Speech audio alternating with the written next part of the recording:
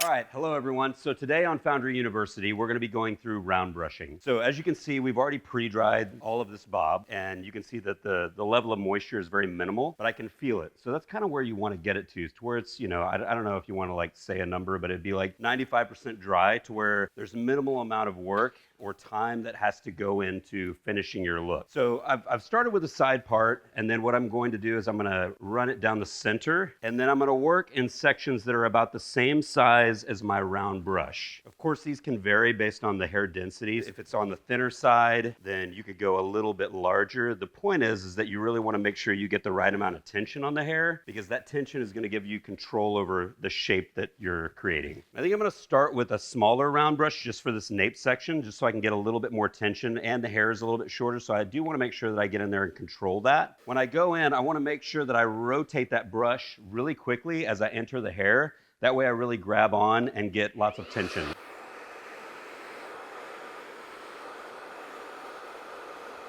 And then I'm going to rotate through on the ends, really making sure that I polish up those ends, and I'm going to lay them right where I want to see them.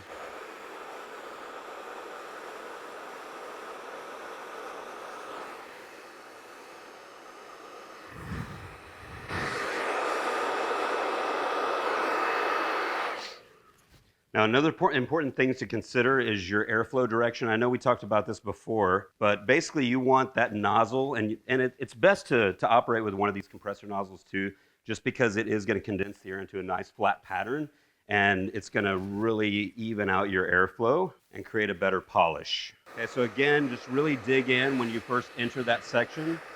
Now I'm going to start elevating it just slightly. I'm going to work it in 3 sections. And then when I get down to the ends, I'm going to pull my air back just slightly so I'm not just right on top of the hair heating it. And then continue round brushing and rotating your round brush as the hair cools so you get a nice polished finish. And the key to really getting that polish is to really rotate that brush towards the ends and finish right at 0. So right where you want that hair to lay. Now if you're spending too much time or making too many passes, so basically if you're making more than like 3 to 5 passes, so 1, 2, 3. If you're going more than 5 of those, you haven't done your pre-dry correctly and you haven't removed enough moisture. So you want to go back and hit those ends so that way you're more efficient with your blow dry time. And remember, the only time that the hair can be affected by heat styling is when it's damp. The only time it's going to stay is when it's dry. So you really want to catch it right in that transition between damp and dry.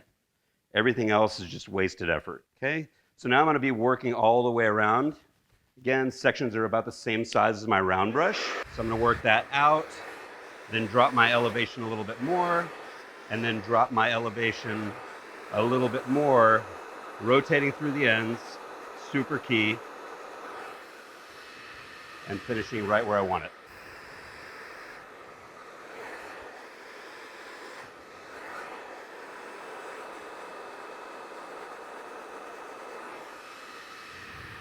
So the size of the brush that I'm using right now is a little bit smaller than most people might use for this length hair. It was great for the nape, but I'm gonna go ahead and use it throughout the head of hair. You can actually use whatever you want. I sometimes like a smaller brush than you would otherwise typically go to, just because it's gonna create more tension on the hair.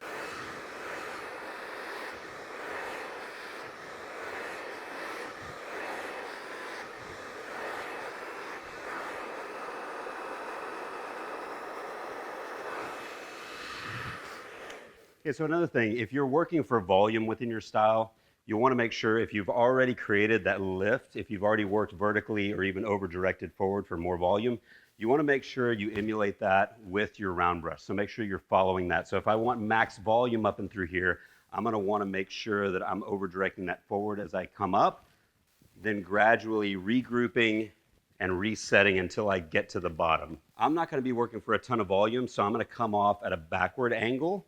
So like this, and then I'll drop my elevation again, drop my elevation one more time, and then polish up those ends.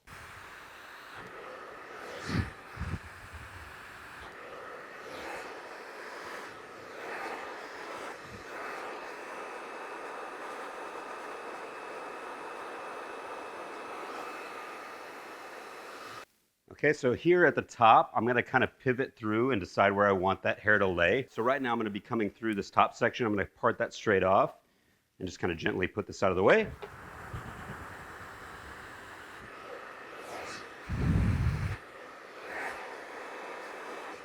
And as I come down and as I finish, it's really important that you don't stand here like this and bend over. What you wanna do is, again, maintain that athletic body positioning with one foot forward, and then finish, bend at your knees to where you can get down on eye level and see where you're finishing that hair.